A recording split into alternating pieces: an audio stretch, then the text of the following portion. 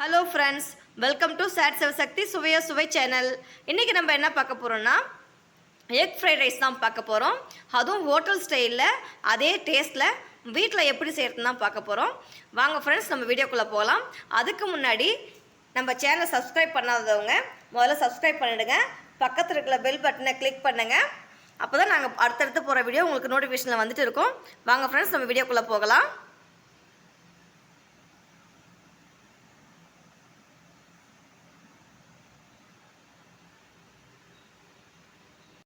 வானல் சூடாக இருக்குது. இப்போ முதல்ல எண்ணெய் ஊற்றிப்போம். நான் ஒரு 3 ஸ்பூன் அளவுக்கு எண்ணெய் ஊற்றிக்கிறேன்.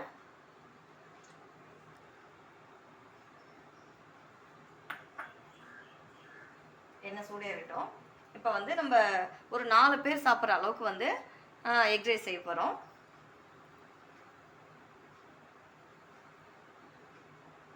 எண்ணெய் சூடாகிடுச்சு. முதல்ல கட் பண்ணி வச்சுருக்கேன் வெங்காயத்தை சேர்த்துக்கிறேன். ஒரு 3 வெங்காயம் கட் பண்ணி வச்சுருக்கேன், பெரிய சைஸ் வெங்காயம். அது சேர்த்துப்போம்.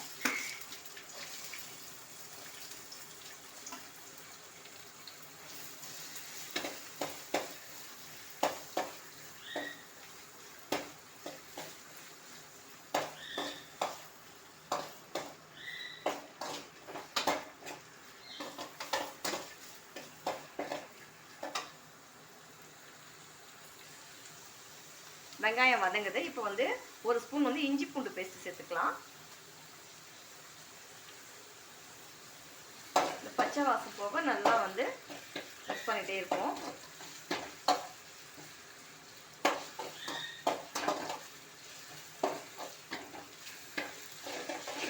இதில் பார்த்தீங்கன்னா நான் அஜினமோட்டோலாம் எதுவும் சேர்க்க போகிறது இல்லை. இது குழந்தைங்க பெரியவங்க வரைக்கும் எல்லோரும் சாப்பிட்லாம். ஹோட்டல் ஸ்டைல்லே செய்கிறோம். அவ்வளோ டேஸ்ட்டாக இருக்கும். ஸ்கூலுக்கு காலேஜ் பிள்ளைங்களுக்குலாம் இது மதியம் லஞ்ச் அப்படின்னு நம்ம செஞ்சு கொடுத்துக்கலாம்.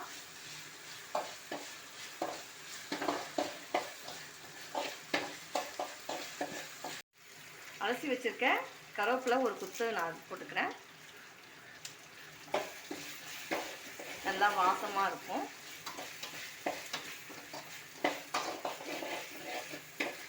நல்லா வதங்கி வந்துருச்சு. இப்போ நறுக்கி வச்ச குடமிளகா சேர்த்துக்கிறேன். இதில் நான்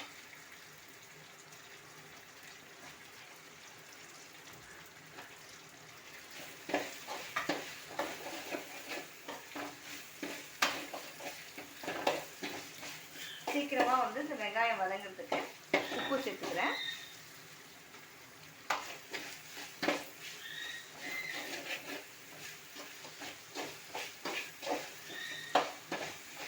நறுக்கி வச்ச கோஸு பொடி பொடியாக வச்சுருக்கேன். அதில் ஒரு 2 கைப்பிடி அளவு சேர்த்துக்குவேன்.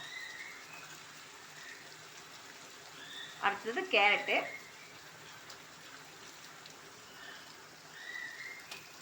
அடுத்தது பீன்ஸு.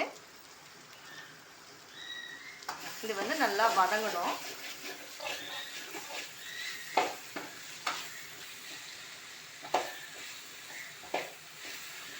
இது நல்லா வதங்கட்டும். இப்போ ஹோட்டல்லாம் பார்த்தீங்கன்னா அஜினமோட்டோ போடுவாங்க. லைட்டாக அந்த புளிப்பு டேஸ்ட்டுக்கோசரம் நம்ம அதை சேர்க்கறதுக்கு பதில் இதில் 2 தக்காளி பழம் நல்லா பழமாக கட் பண்ணி வச்சுருக்கேன். அதை தான் சேர்க்க போகிறேன். ஃபஸ்ட்டு இந்த காய்கறிலாம் நல்லா வதங்கட்டும்.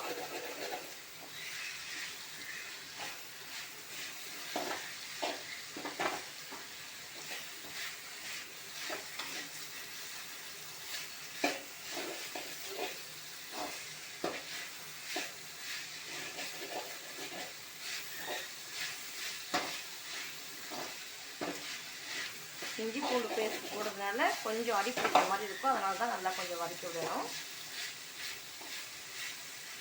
இப்போ கொஞ்சம் வதங்கிச்சு. நம்ம தக்காளி பழம் சேர்த்துப்போம். அதில் அதிகமாக சேர்க்க வேணாம். சும்மா ஒரு 2 தக்காளி பழம் நல்லா பழமாக இருந்துச்சுன்னா போதும். அதை சேர்த்துப்போம். இது இந்த புளிப்பு டேஸ்ட்டுக்கோசரம்.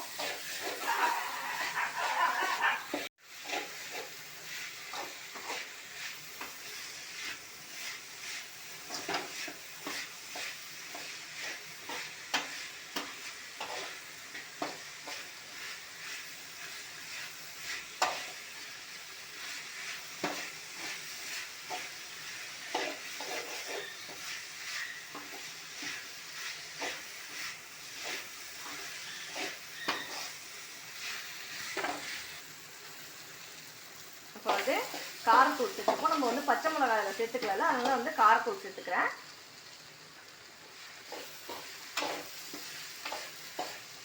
இதெல்லாம் வீட்டில் அரைச்சது, வெளியில் வாங்கினதில்லை. வெளியில் வாங்காதீங்க தயவு செஞ்சு. அடுத்து வந்து பார்த்திங்கன்னா கரம் மசாலா தூள் அதை சேர்த்துக்கிறேன்.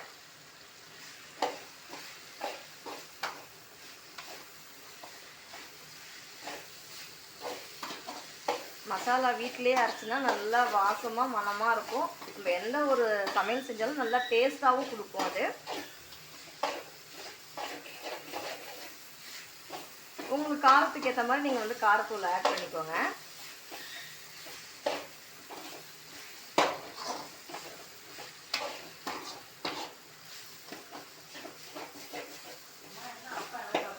நல்லா வந்து காய் வதங்கிடுச்சு. அதில் இந்த மசாலாலாம் போட்டோம்ல, அந்த பச்சை வாசம்லாம் போயிடுச்சு. இப்போ வந்து நம்ம இதில் முட்டையை உடச்சி ஊற்றிப்போம்.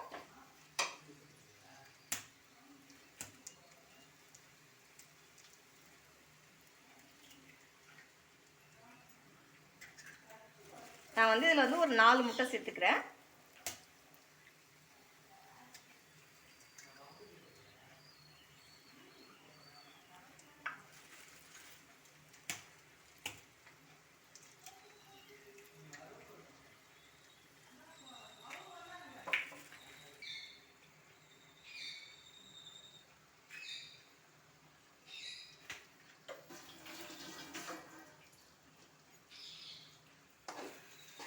இப்போ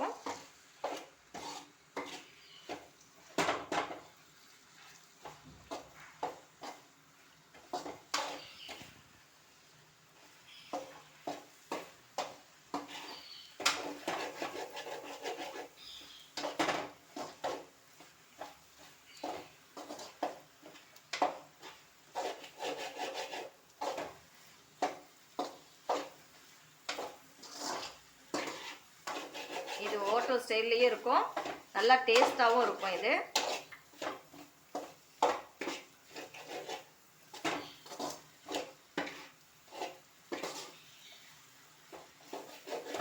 இந்த மாதிரி அடி பிடிக்காம நல்லா வந்து மிக்ஸ் பண்ணி விட்டுட்டே இருங்க. நான் வந்து சாதம் வந்து வடித்து எடுத்து வச்சுருக்கேன், அது ஆற வச்சுருக்கேன். ஒரு 2 கப் அளவுக்கு சாதம் எடுத்து வச்சுருக்கேன். இப்போ நம்ம இது அதுதான் வந்து இது கூட வந்து சேர்த்துக்க போகிறோம்.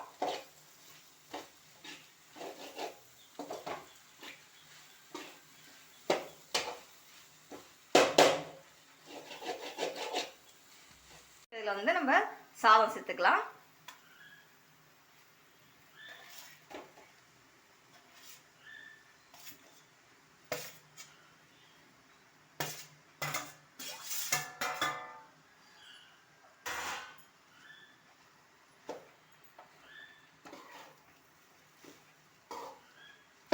இது வந்து 4 பேர் அளவுக்கு சாப்பிட்ற அளவுக்கு இப்போ நம்ம வந்து ரெடி பண்ணிட்டு இருக்கோம்.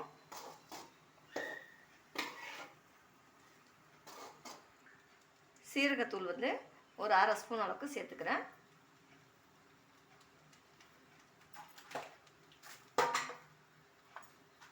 அடுத்தது மிளகுத்தூள் வந்து 1 ஸ்பூன் அளவுக்கு சேர்த்துக்கிறேன்.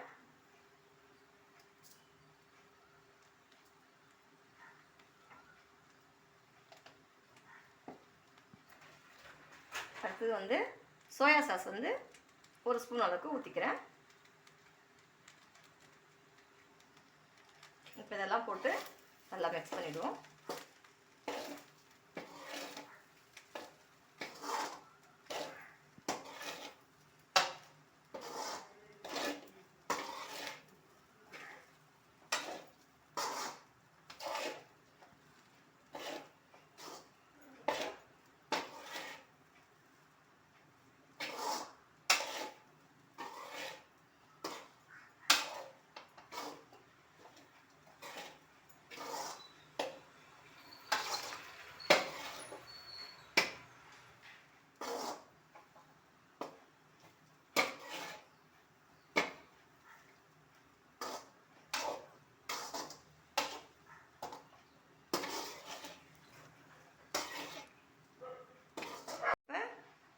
எக் ஃப்ரைட் ரைஸ் ரெடி ஆகிடுச்சு. இப்போ ஒரு கைப்பிடி அளவுக்கு கொத்தமல்லி இலையை வந்து தூவிட்டு நம்ம ஸ்டவ் ஆஃப் பண்ணிட வேண்டியதான்.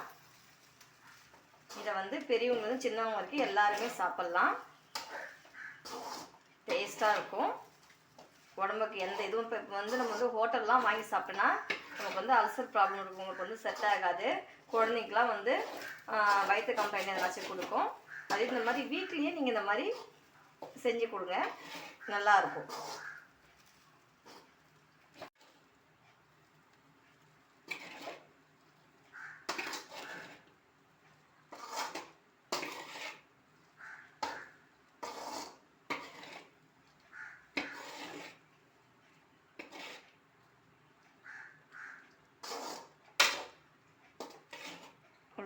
என்ன ஃப்ரெண்ட்ஸ், வீடியோ பார்த்தீங்களா? எக் ஃப்ரைட் ரைஸ் எப்படி செய்யறதுன்னு கற்றுக்கிட்டிங்களா? நீங்களும் இதே மாதிரி உங்கள் வீட்டில் செஞ்சு பாருங்கள்.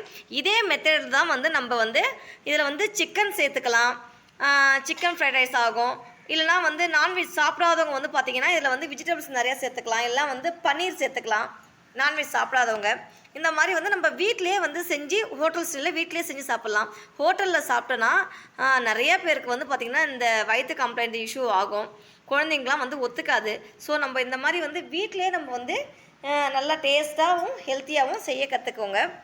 உங்களுக்கு இந்த வீடியோ பிடிச்சிருந்ததுன்னா லைக் பண்ணுங்கள், ஷேர் பண்ணுங்கள், கமெண்ட் பண்ணுங்கள், மறக்காமல் சப்ஸ்கிரைப் பண்ணுங்கள். அதே மாதிரி பக்கத்தில் இருக்க பெல் பட்டனை கிளிக் பண்ணி அதில் ஆல் என்ற ஆப்ஷனை கிளிக் பண்ணுங்கள். அப்போ தான் நாங்கள் போகிற வீடியோ உங்களுக்கு அடுத்தடுத்து நோட்டிஃபிகேஷனில் வந்துட்டு இருக்கும். நம்ம மீண்டும் இன்னொரு வீடியோவில் சந்திக்கலாம்.